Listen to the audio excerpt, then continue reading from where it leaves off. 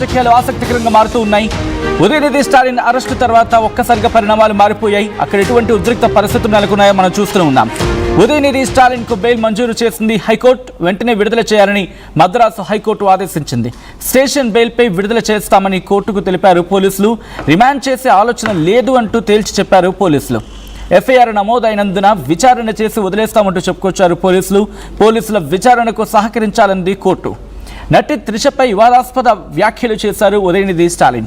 TVK నేతల కంప్లైంట్తో ఉదయనిధిని arrest చేశారు చెన్నై పోలీసులు.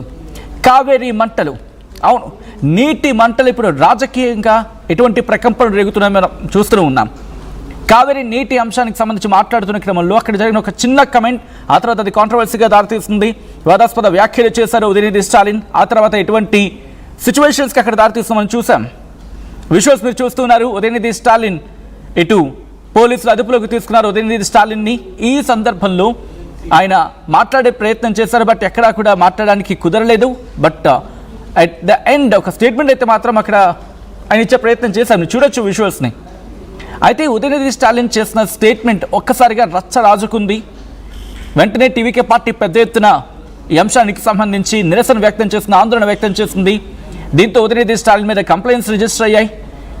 టీవీకే నేతలు ఇటు ఒక్కసారిగా ఉద్రిక్త పరిస్థితులకు దారితీసిన సిచ్యువేషన్లో ఉదయనిధి స్టాలిన్ని అదుపులోకి తీసుకోవడం జరిగింది. దీంతో డిఎంకే నేతలు రోడ్ల మీదకి వచ్చారు. రోడ్ల మీదకి వచ్చి ఇన్ఫ్యాక్ట్ ఆ ప్రాంగణం అంతా కూడా, హైకోర్టు ప్రాంగణం దగ్గర కూడా వాళ్ళు ఒక రకంగా చెప్పాలంటే నిరసన వ్యక్తం చేశారు. ఉదయనిధి స్టాలిన్ స్టేట్మెంట్ మీరు చూడొచ్చు, మాట్లాడే ప్రయత్నం చేస్తూ ఉన్నారు ఉదయనిధి స్టాలిన్. సో ఈ క్రమంలో అసలు ఏం జరిగింది, ఎటువంటి కండిషన్స్ మీద ఉదయనిధి స్టాలిన్ని రిలీజ్ చేసిన పరిస్థితి ఉంది. ఉదయనిధి స్టాలిన్కు ఎటువంటి కండిషన్స్ పెట్టడం జరిగింది court. At the same time పోలీసుల విచారణ ఎంతవరకు వచ్చింది, ఎప్పుడు ఆయన బయటకు రాబోతున్నారు అనేది biggest and interesting discussion focal పాయింట్గా మారింది అక్కడ తమిళనాడు రాజకీయాల్లో.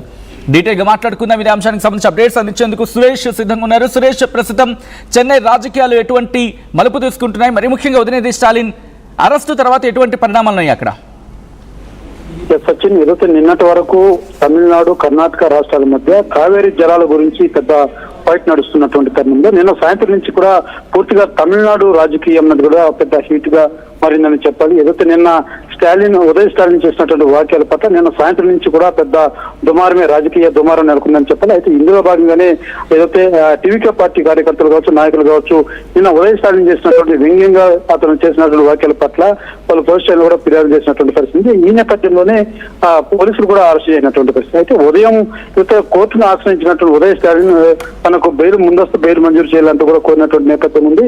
మధ్యాహ్నం 12 వరకు కూడా ఎటువంటి అరెస్టులు చేయదండి అంటూ కూడా కోర్టు తెలియజేసినటువంటి పరిస్థితి ఉంది. అయితే ప్రధానంగా ఇప్పుడు బెయిల్ ఇచ్చినట్టుగా కూడా కొంత సమాచారం అందుతుంది.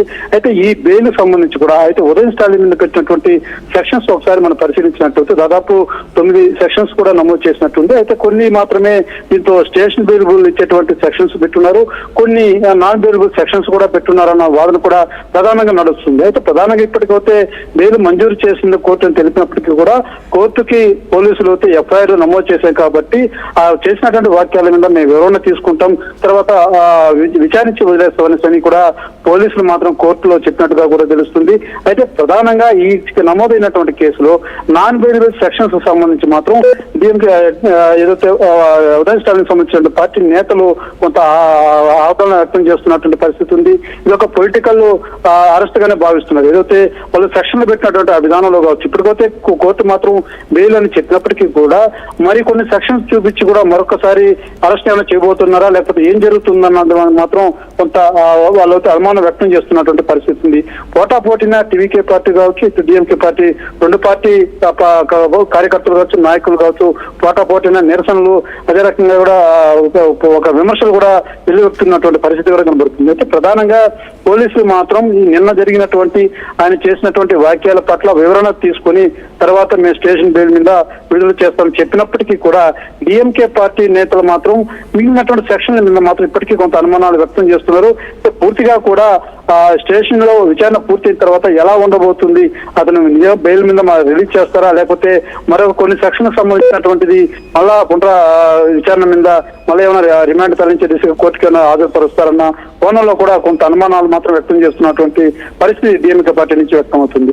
ప్రధానంగా ఎల్లుండికి వ్యవసాయ సంబంధించినటువంటి బడ్జెట్ కూడా ప్రవేశపెట్టేటువంటి నేపథ్యంలో ఉదయ్ స్టాలిన్ ని ఈ రకంగా రేపు అసెంబ్లీలో క్వశ్చన్ చేస్తాడన్నటువంటి అనుమానంతో రాజకీయంగా ఎదుర్కోలేకనే ఇలాంటి తప్పుడు కేసులు పెట్టారు. ఎక్కడే కానీ నా కొడుకు వల్గర్ లాంగ్వేజ్ కానీ లేకపోతే వ్యక్తిగతమైనటువంటి దోషాలు ఎక్కడా చేయలేదంటూ కూడా స్టాలిన్ కూడా వ్యాఖ్యానం చేసినటువంటి పరిస్థితి ఉంది. అయితే ఈ కేసుకు సంబంధించి మాత్రం ఈ విచారణ పోలీస్ స్టేషన్ లో పోలీసులతో విచారణ పూర్తయిన తర్వాత ఎలా ఉండబోతుంది అన్నది మాత్రం కొంత ఆసక్తికర పరిస్థితి నెలకొందని చెప్పాలి. రెండు పార్టీలకు సంబంధించి మాత్రం హోరాహోరిన నిరసనలు విమర్శలు ప్రతి విమర్శలు మాత్రం సాగుతున్నటువంటి పరిస్థితి కనబడుతుంది. Sachin right Suresh, thanks for the update. మొత్తంగా అయితే మాత్రం ఒక్కసారిగా రాజకీయ రగడ రాజుకుంది అక్కడ. ఉదయనిధి స్టాలిన్ అరెస్టుతో ఒక్కసారిగా డిఎంకే శ్రేణుడు పార్టీ ఆఫీస్కి చేరుకోవడం, ఉద్రిక్త పరిస్థితులకు దారితీయడం, ఆ తర్వాత ఇటు కోర్టును ఆశ్రయించడం, వెంటనే కోర్టు విడుదల చేయని చెప్పి ఆదేశించడం, వెంటనే జరిగిపోయి అర్థం చేసుకుని అక్కడ పరిణామాలు ఏ స్థాయిలో ఉంటాయనేది ఉదయం నుంచి కూడా పెద్ద ఎత్తున ఈ అంశానికి సంబంధించి చర్చ జరుగుతూనే ఉంది. ఉదయనిధి స్టాలిన్ అరెస్టు చెన్నైలో హై టెన్షన్ నెలకొంది. డిఎంకే ఆఫీస్కు చేరుకోవడం జరిగింది. స్టాలిన్ కూడా నటి త్రిషపై డిఎంకే నేత ఉదయనిధి స్టాలిన్ చేసిన వ్యాఖ్యలు తమిళనాడు రాజకీయాల్లో పెను దుమారాన్ని రేపాయి. ఆయన వ్యాఖ్యలు అన్ని పార్టీలు ఖండించాయంటే అర్థం చేసుకోవచ్చు. ఇప్పటికే ఆయన పోలీసులు అరెస్ట్ చేశారు. విచారణ కోసం తంజావూరు పోలీస్ స్టేషన్కు తరలించడం జరిగింది. అక్కడి నుంచి ఉదయనిధి స్టాలిన్ అరెస్ట్ను రాజకీయ పక్షాలన్నీ కూడా రియాక్ట్ అవుతూనే ఉన్నాయి. డిఎంకే మాత్రం ఇది కక్ష సాధింపు చర్య అంటూ కూడా చెప్పుకొస్తోంది డిఎంకే. ఇంకోవైపు చెన్నైలో ఉద్రిక్త వాతావరణం నెలకొంది. మాజీ ముఖ్యమంత్రి ఎంకే స్టాలిన్ పార్టీ కార్యాలయానికి అంటే డిఎంకే పార్టీ ఆఫీస్కి చేరుకున్నారు.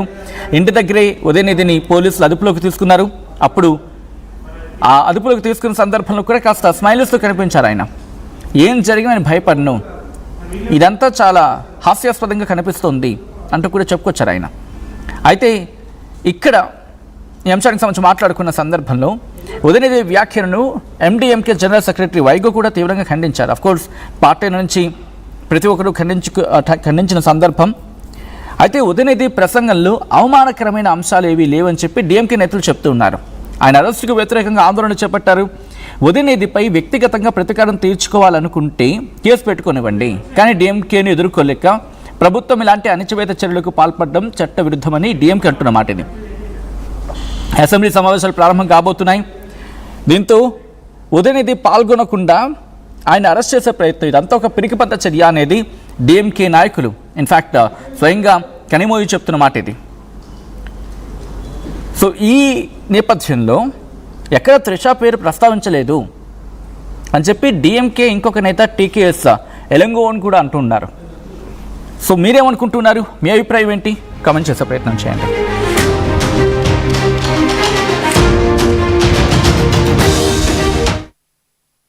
ఏం కొన్నావురా?